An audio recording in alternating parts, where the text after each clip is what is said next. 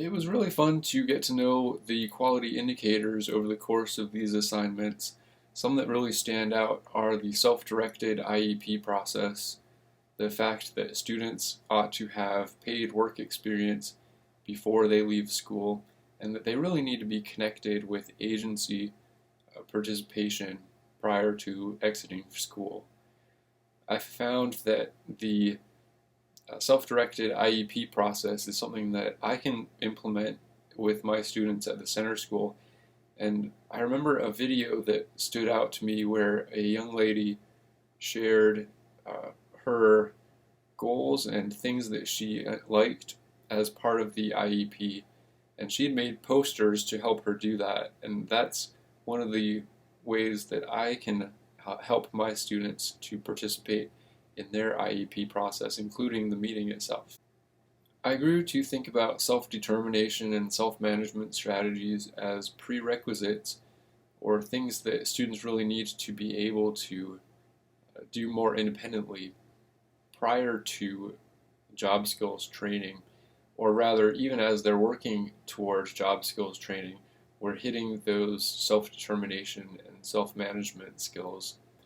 Things that we learned about in several classes stand out that could help that. The metacognitive strategies that we discussed in SPED 741 and 841, many of the behavioral self-management and self-determination items that we discussed in SPED 743 and 843, and those were even alluded to within SPED 730. One of the things that I didn't share in the written reflection, there just wasn't room for it, is that when I went to look for our top person in our school district in transition education, it turned out to be one of the people who got me started in special education 4 or 5 years ago. So we were able to meet and complete the quality indicator survey together and have a lengthy conversation and partnership in completing that, and then communicating a little bit afterwards as I drew in my focus for running project part 2. And that was really helpful for me, and not only good to see him again, but to be able to work with someone at the district level and really have the aim of the project geared toward a district focus rather than a school or my classroom, or I should say in addition to my school and classroom. Meeting with a senior official from the district is something that put some very positive pressure on me. I knew that someone from the district, or if he shares this with other people in the district leadership, they're going to see my work, and those recommendations and literature that I've produced might end up being implemented in our district or lead to some positive outcomes for our district. And it was a fun, pressure-filled environment as I worked on this project, knowing that that might be one of the outcomes.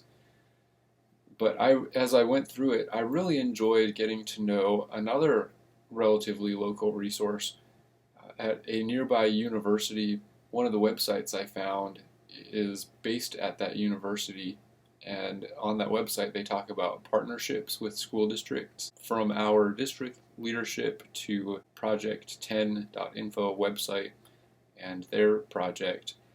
I think there's the opportunity for some really meaningful changes and partnerships between our district and the people in Project 10. One of the benefits that I found to immersing myself in the course, and even though I don't teach transition-aged students, I started to think of myself as a transition teacher. And one of the outcomes of that was that by thinking about the strengths and interests of my students, I was able to shed the deficit thinking model even more. I started to ask my students about the things that they liked about school, about different subjects, and some of them, it was clear that they had maybe not really thought about whether they liked them or not. I think for some of them it was just that they like me or like the work itself enough to just go with it. They hadn't really thought about, how do I feel about this? Do I like it, or do I not?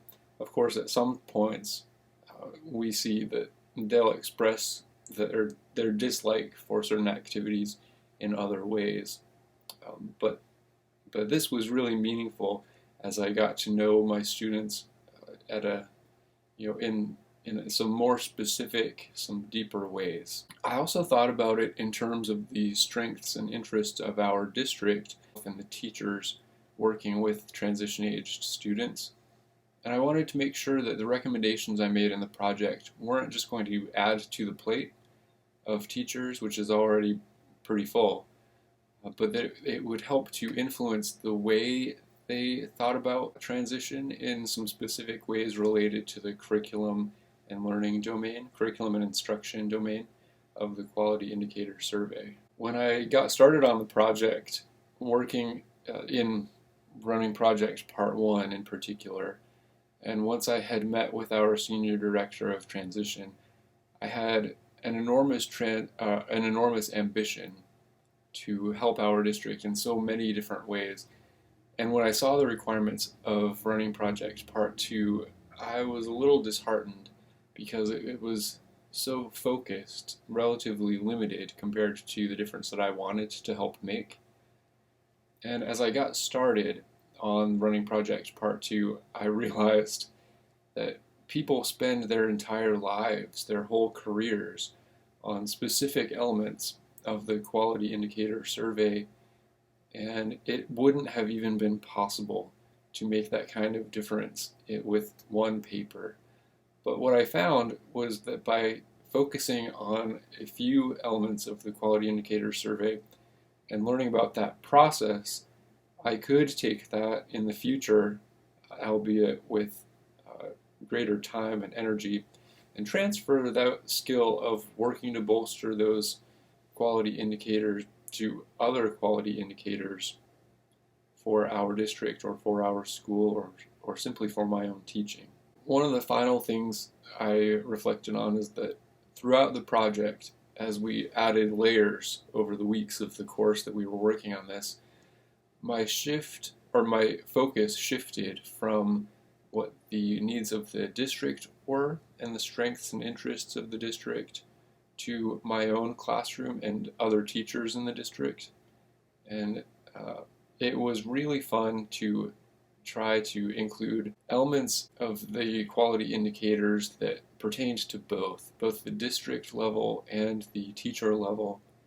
And it was really fun to be able to work with the district. That was the first time as part of our coursework that I completed something that might actually lead to immediate changes in our school district, and that was really fun and meaningful, and I hope that continues.